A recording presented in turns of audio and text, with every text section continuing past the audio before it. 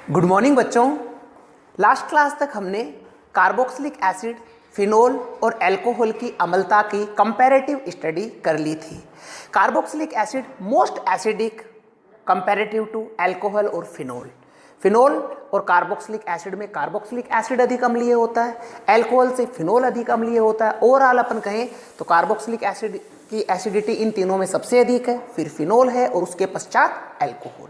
ठीक है। अब इसी कार्बोक्सिलिक एसिड की एसिडिटी पर सब्स्टिट्यूएंट या मैं कहूं प्रतिस्थापियों का क्या प्रभाव पड़ता है, उसके बारे में हम हमारी आज की क्लास में बात करने वाले हैं। तो चलिए देखते हैं। कार्बोक्सिलिक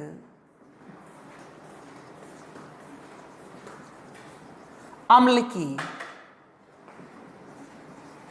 अम्लता पर प्रतिस्थापियों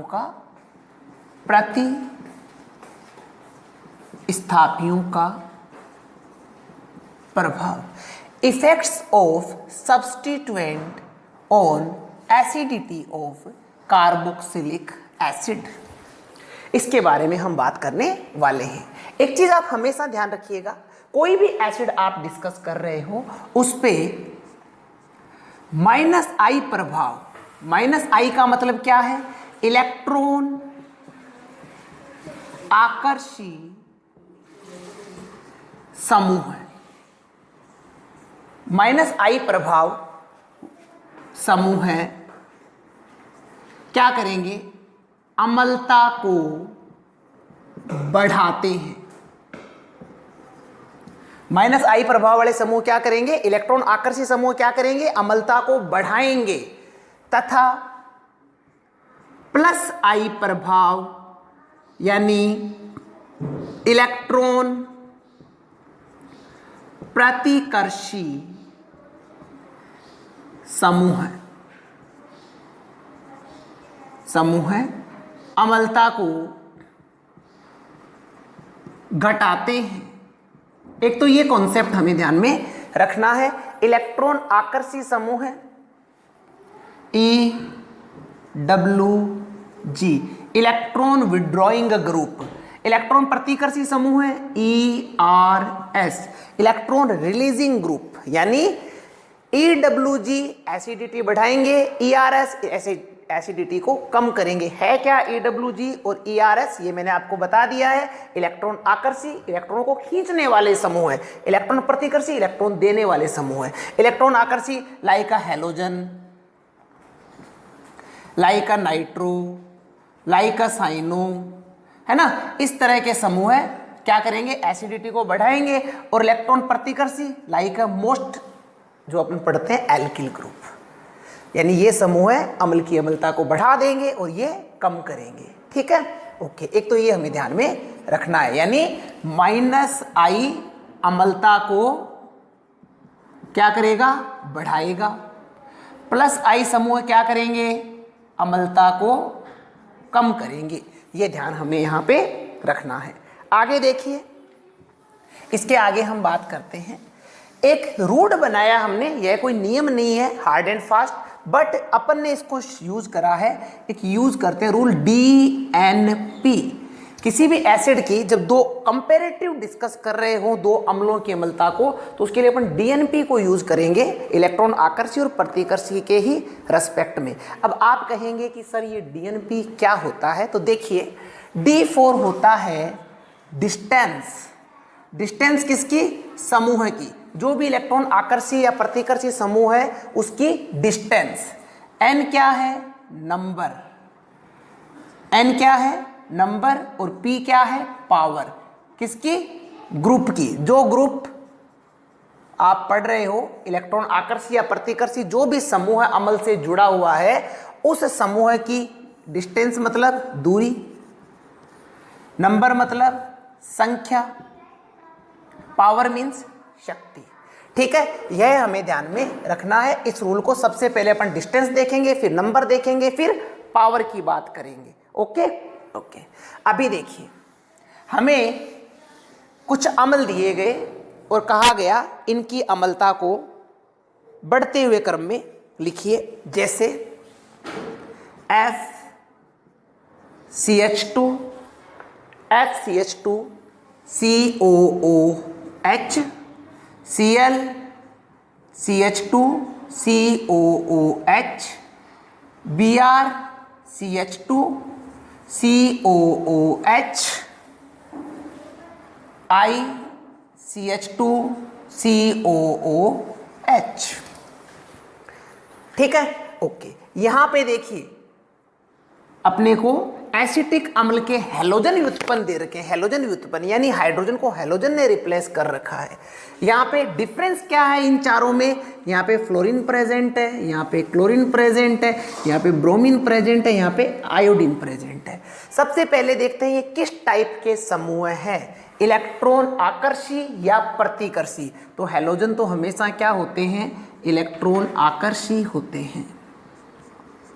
ठीक है, इलेक्ट्रॉन आकर्षी समूह है। अम्लता कहां से प्रदर्शित करी जाएगी? इस H प्लस से, इस H प्लस से। ध्यान देना, FCH2COOH, यह वाला H प्लस त्यागना है। ठीक है, अब देखिए सबसे पहले अपन ने बोला था DNP।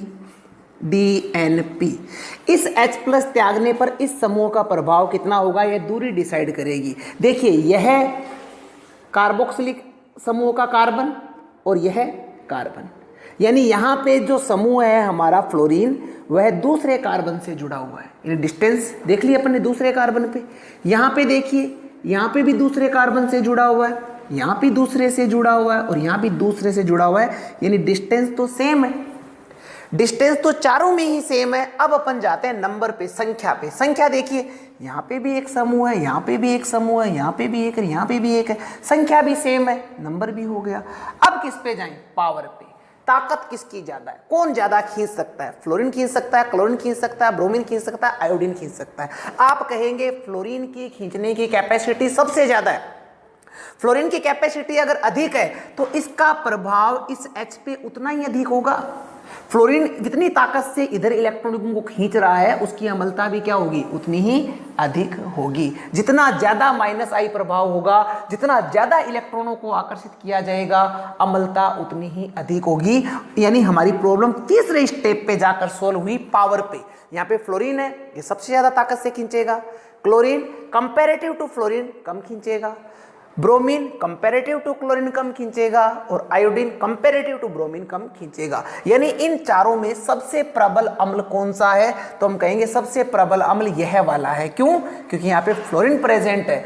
यही क्यों दिया? क्योंकि चारों की जो समूह है उनकी डिस्टेंस सेम है, नंबर सेम है, पर ये पावरफुल ज्यादा है। फिर इसके बाद में क्लोरो एसिटिक अम्ल, फिर ब्रोमो एसिटिक अम्ल और फिर आयोडो एसिटिक अम्ल, या मैं कहूं फ्लोरो एथेनोइक अम्ल, क्लोरो एथेनोइक अम्ल, ब्रोमो एथेनोइक अम्ल, आयोडो एथेनोइक अम्ल। इनमें सबसे अधिक अम्लीय फ्लोरो एथेनोइक अम्ल होगा।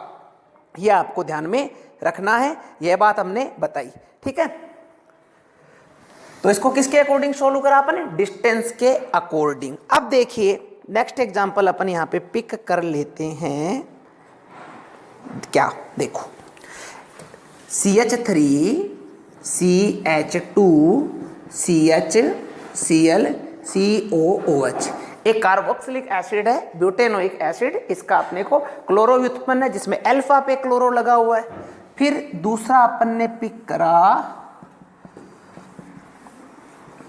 इसके बीटा पे क्लोरो लगा हुआ है। तीसरा एग्जाम्पल हमने पिक करा उसके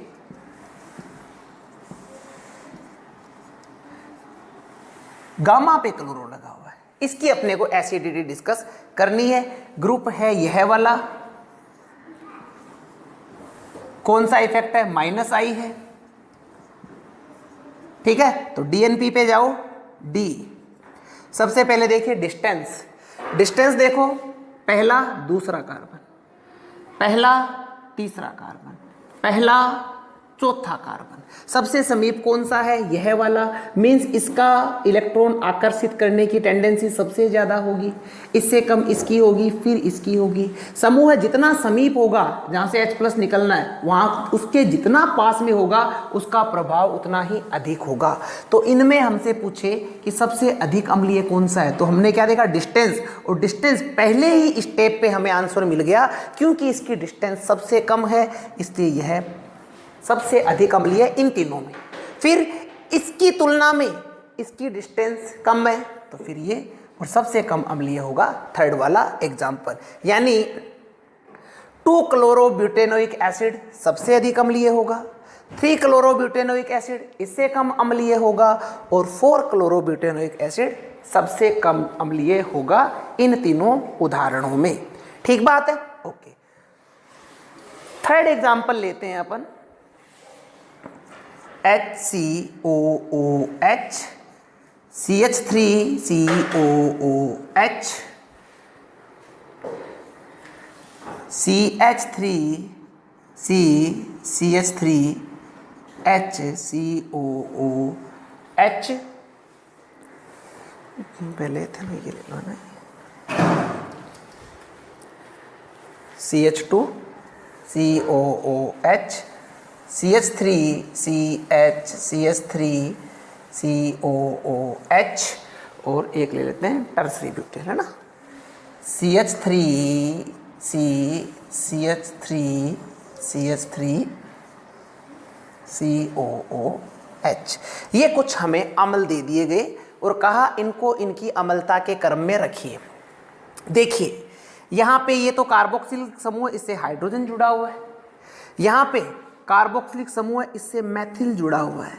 मैथिल एल्किल फैमिली का +I प्रभाव दिखाएगा, इलेक्ट्रॉन प्रतिकर्षित करेगा। इलेक्ट्रॉन प्रतिकर्षित करेगा मीन्स अम्लता को कम करेगा। जहां ये समूह अम्लता को बढ़ा रहे थे, वहीं यह क्या करेगा? अम्लता को कम करेगा, घटाएगा। ये बात आप ध्यान में रखेंगे। यहाँ पे अपन +I वाला ग्रुप डिस्कस कर रहे हैं,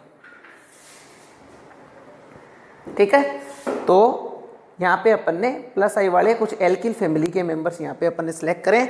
तो यहाँ पे CH3 समूह है, फिर यहाँ पे CO से क्या जुड़ा है? एथिल समूह है। एक चीज ध्यान रखिएगा, एल्किल समूह का जैसे जैसे आकार बढ़ता जाएगा उसका +I प्रभाव भी बढ़ता जाएगा, और +I प्रभाव जितना ज्यादा होगा, इलेक्ट्रॉन प्रतिकर्षित करने की टेंडेंसी जितनी ज्यादा होगी, एसिडिटी में उतनी ही कमी करेगा। तो ये भी +I दिखा रहा है। यहाँ पे आइसोप्रोपिल ग्रुप है, ये भी +I दिखा रहा है, पर कंपैरेटिव टू दिस इसका +I क्या होगा? ज्यादा होगा। इन दोनों के कंपैरिजन में इसका +I ज्यादा होगा, इन दोनों के कंपैरिजन में इसका +I ज्यादा होगा, और इन दोनों के कंपैरिजन में इसका +I ज्यादा होगा। जितने ज्यादा एल्किल समूह बढ़ते जाएंगे, एल्किल समूह का आकार बढ़ता जाएगा, +I प्रभाव भी बढ़ता जाएगा। अब अपन से कहे सबसे अधिक अम्लीय कौन है? यहाँ पे कोई +I है ही नहीं, इसलिए फॉर्मिक अम्ल की अम्लता सबसे अधिक होगी। फिर आया एक मैथिल ग्रुप, तो इसकी अम्लता इसकी तुलना में कम होगी, पर इनसे अधिक होगी। फिर आया एथिल। अब एथिल का जो इलेक्ट्रॉन प्रतिकर्षित करने की प्रवृत्ति है वो मैथिल से अधिक होती है, यानी कंपैरेटिव टू मैथिल एथिल ने इस अम्ल की अम्लता को अधिक कम किया है। आगे इसकी अम्लता इससे कम होगी, क्योंकि यहाँ पे क्या आ गया? आइसोप्रोपिल आ गया। आइसोप्रोपिल का मतलब देखो, यहाँ पे तो क्या था? H था, यहाँ पे क्या आ गया? CH3 आ गया, यानी 2 मेथिल हो गए इसी पे। अब देखो टर्सरी ब्यूटिल में ये कार्बन 1 मेथिल, 2 मेथिल, 3 मेथिल, तो ये तीनों मिलके क्या होगा? +I प्रभाव बहुत ज्यादा लगाएंगे, मीन्स इसकी अम्लता सबसे कम होगी। तो ये 2 एग्जाम्पल अपन ने लिए हैं। यह तो है -I प्रभाव के, और यह है +I प्रभाव का, ठीक है। ये अपन ने कुछ एग्जाम्पल यहाँ डिस्कस किए हैं। अब इन दोनों को अपन मिला के एक एग्जाम्पल लेते हैं और फिर अपन इसको डिस्कस करेंगे। देखिएगा, हमने लिया CH3CFHCOOH, CH3CClClCOOH, HCOOH या एथिक बोलो, CH3CH2COOH और CH3 C CH3 CH3 COOH and CH3 C CH3 CHCOOH। ये अपने 5 यहाँ पे एग्जाम्पल लिए, first, second, third, fourth and fifth. इनमें अपने को डिस्कस करना है कि सबसे अधिक अम्लता किसकी है और सबसे कम अम्लता किसकी है। तो यहाँ पे देखिए -I -I -I, ठीक है, और यहाँ पे क्या उपस्थित है +I +I +I +I। तो यहाँ पे एक तो फर्स्ट और सेकंड की तुलना में इनकी अम्लता कम होगी, फर्स्ट और सेकंड की तुलना में इनकी अम्लता कम होगी क्योंकि यहाँ पे +I वाला समूह है, इलेक्ट्रॉन प्रतिकर्षी समूह है। एक तो ये बात आप लोगों ने ध्यान में रखनी है। अब अपने को ये देखना है इन तीनों में सबसे कम अम्लता किसकी है। देखिए यहाँ पे टर्सरी ब्यूटिल समूह है, यहाँ पे आइसोप्रोपिल है, यहाँ एथिल है। तो इनमें सबसे अधिक इलेक्ट्रॉन प्रतिकर्षी या +I प्रभाव टर्सरी ब्यूटिल का होगा, इसलिए फोर्थ की अम्लता सबसे कम होगी। फिर आइसोप्रोपिल और एथिल बचा, तो आइसोप्रोपिल और एथिल में आइसोप्रोपिल की इलेक्ट्रॉन प्रतिकर्षित करने की टेंडेंसी ज्यादा होगी, तो फिर क्या होगा फिफ्थ, और फिर होगा थर्ड। अब इन दोनों को कंपेयर करो, इन दोनों को देखिए। अब इसमें देखिए DNP रूल, DNP ध्यान दें, डिस्टेंस नंबर पावर। सबसे पहले देखिए डिस्टेंस 1 2 1 2, डिस्टेंस सेम है। अब आते हैं नंबर पे। नंबर देखिए यहाँ पे एक ही फ्लोरीन है, यहाँ पे 2 क्लोरीन है, तो एक फ्लोरीन की तुलना में 2 क्लोरीनों का -I ज़्यादा होगा, और -I ज़्यादा होगा तो अपन क्या लिखेंगे यहाँ पे सेकंड और उसके पश्चात फर्स्ट, ठीक है। तो यह यहाँ पर अम्लों की अम्लता का क्रम होगा। एक क्वेश्चन, ये तो मैंने आपको एग्जाम्पल एक्स्ट्रा करवाया है, एक और एग्जाम्पल हमें बुक में गिवन है जो कि देखिएगा एग्जाम में आपसे पूछा जा सकता है। हमें कहा फॉर्मिक एसिड, एसिटिक एसिड और बेंजोइक एसिड।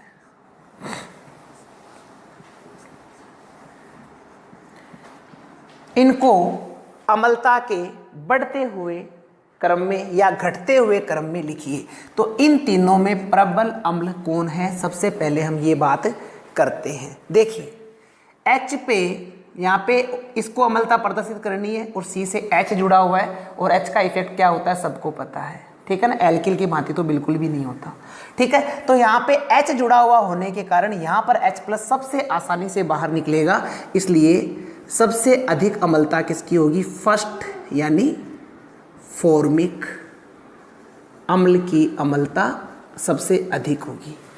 अब इन दोनों में अपने को कंपेयर करना है। यहाँ पे जुड़ा हुआ है methyl group, methyl group electron प्रतिकर्षी है यानी अम्लता को कम करेगा, और यहाँ पे इस बेंजोइक एसिड को अपन यूं लिख देते हैं। अम्लता बढ़ने के लिए यहाँ पे इस कार्बन पे इस कार्बोनिल समूह के कार्बन पर इलेक्ट्रॉन घनत्व कम होना चाहिए। अगर कोई समूह यहाँ पर इलेक्ट्रॉन घनत्व बढ़ा रहा है तो अम्लता में कमी आएगी। यहाँ पे देखिए मैथिल समूह इलेक्ट्रॉन प्रतिकर्षी है, कार्बोनिल के कार्बन पर इलेक्ट्रॉन घनत्व बढ़ा रहा है, और इलेक्ट्रॉन घनत्व अगर बढ़ रहा है तो अम्लता में कमी आएगी। बट यहाँ भी देखिए, यहाँ पे आप देखोगे कि कार्बन के पास कोई लोन पेयर नहीं है, रिंग का जो इलेक्ट्रॉन घनत्व है वह ऊपर की ओर जा रहा है कार्बन से होकर ऑक्सीजन पर। अनुनाद जब अपन इसका डिस्कस करेंगे तो यहाँ पे आप क्या पाएंगे, रिंग का इलेक्ट्रॉन घनत्व कार्बन से होकर ऑक्सीजन की ओर जा रहा है, यानी कार्बन पर आंशिक रूप से इलेक्ट्रॉन घनत्व बढ़ रहा है। बढ़ यहाँ भी रहा है, बढ़ यहाँ भी रहा है, बट कंपैरेटिव टू दोज, इन दोनों की हम बात करें तो यहाँ पर इस एसिटिक अम्ल के कार्बोनिल पर इलेक्ट्रॉन घनत्व अधिक बढ़ रहा है क्योंकि डायरेक्टली बढ़ा रहा है, जबकि यहाँ पर अनुनाद के कारण आंशिक रूप से कार्बोनिल समूह, इस कार्बोनिल समूह के कार्बन पर इलेक्ट्रॉन घनत्व बढ़ रहा है। इसलिए इन दोनों में अम्लता बेंजोइक एसिड की अधिक होगी और सबसे कम होगी एसिटिक एसिड की। तो फिर अपन किसको रखें, ये सेकंड, ये थर्ड। थर्ड पे क्या है, सेकंड पे किसे लिखे, थर्ड बेंजोइक अम्ल। कौन होगा, बेंजोइक अम्ल। और फिर सेकंड एसिटिक एसिड, एसिटिक अम्ल, ठीक है। यह अपन ये क्रम आपसे एग्जाम में पूछा जा सकता है, इंपॉर्टेंट क्वेश्चन है, ध्यान रखिएगा। ओके। इसके बाद में एक क्वेश्चन जो बोर्ड्स में पूछा गया है, 3 एसिड दिए गए थे। एक दिया था बेंजोइक एसिड, बेंजोइक अम्ल,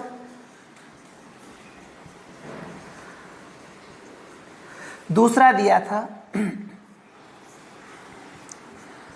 पैरामेथोक्सी बेंजोइक अम्ल, तीसरा दिया था पैरा नाइट्रो बेंजोइक अम्ल। इनकी अम्लता हमें डिस्कस करनी है। देखिए बेंजोइक एसिड है, यहाँ पे जुड़ा हुआ है OCH3। OCH3 के ऑक्सीजन के पास है लोन पेयर। लोन पेयर के कारण यह क्या करेगा, रिंग पर इलेक्ट्रॉन घनत्व बढ़ाएगा, और रिंग पर अगर इलेक्ट्रॉन घनत्व बढ़ेगा तो यहाँ से H+ का निष्कासन कठिनाई से होगा। यहाँ पे जुड़ा हुआ है नाइट्रो। नाइट्रो की कंडीशन है यह वाली, नाइट्रोजन पे कौन सा चार्ज आ रहा है, पॉजिटिव चार्ज। यह समूह रिंग पर इलेक्ट्रॉन घनत्व को कम करेगा। रिंग पर अगर इलेक्ट्रॉन घनत्व को कम करेगा, इलेक्ट्रॉन आकर्षी समूह अगर है तो आकर्षी समूह अम्ल की अम्लता को क्या करेंगे, बढ़ाएंगे। तो यहाँ पे ये क्या कर रहा है, इलेक्ट्रॉन दे रहा है, मीन्स अम्ल की अम्लता को कम कर रहा है। यह इलेक्ट्रॉनों को खींच रहा है, ये तो क्या कर रहा है, दे रहा है। यह क्या कर रहा है, खींच रहा है। यहाँ पे ऐसी कोई संभावना नहीं है। तो अब यहाँ पर आप चेक करिए किसकी अम्लता अधिक है और किसकी कम है। इसका नाम क्या है, 4-मेथोक्सी या पैरामेथोक्सी बेंजोइक अम्ल। ये फर्स्ट, सेकंड और ये 4-नाइट्रो बेंजोइक अम्ल। ठीक है, ये इलेक्ट्रॉन दे रहा है, यह खींच रहा है, यहां पे ऐसा कुछ भी नहीं हो रहा। तो इनमें सबसे प्रबल अम्ल कौन सा होगा, खींचने वाले अम्लता को क्या करेंगे, बढ़ाएंगे, मीन्स थर्ड अम्लता का क्रम। थर्ड की अम्लता क्या होगी, सबसे अधिक। फिर सेकंड और फर्स्ट, देखिए सेकंड में तो ये समूह इलेक्ट्रॉन दे रहा है, जबकि यहाँ पे ऐसा कुछ भी नहीं हो रहा, इसलिए इसके बाद किसको रखेंगे अपन, फर्स्ट को, और एटलीस्ट किसे रखेंगे, सेकंड को। यह हो गया अम्लता का क्रम। अब अपन को कह दे Ka का क्रम लिखो, तो अम्लता और Ka का क्रम क्या होगा, सेम होगा। क्या लिख देंगे, थर्ड, फर्स्ट, सेकंड। फिर हमें इसी प्रश्न में दे दे, मान लो कह दे Pka का क्रम लिखो, तो Pka का क्रम क्या लिखेंगे, देखो जिसके Ka का मान जितना अधिक होगा उसके Pka का मान उतना ही कम होगा। तो यह क्रम क्या हो जाएगा, उल्टा। सबसे अधिक Pka का मान होगा सेकंड का, क्योंकि दुर्बल अम्ल है, फिर फर्स्ट का और फिर थर्ड का।